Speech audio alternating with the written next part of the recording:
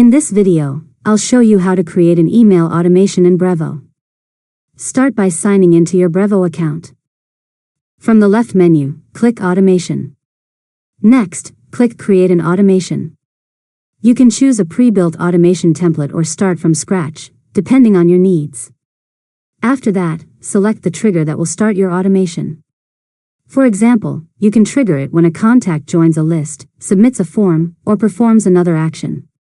Now click the plus button to add an action to your workflow. Choose Send an Email, then select an existing email template or create a new one. Next, continue building your automation by adding delays, conditions, or additional actions if needed. Review the workflow to make sure each step is connected correctly. Finally, click Activate to turn on your automation. Submit a test using the selected trigger to confirm that your emails are sent as expected. And that's it. You've successfully learned how to create an email automation in Brevo. If you found this tutorial helpful, make sure to subscribe to Learn Mode Lab for more tutorials.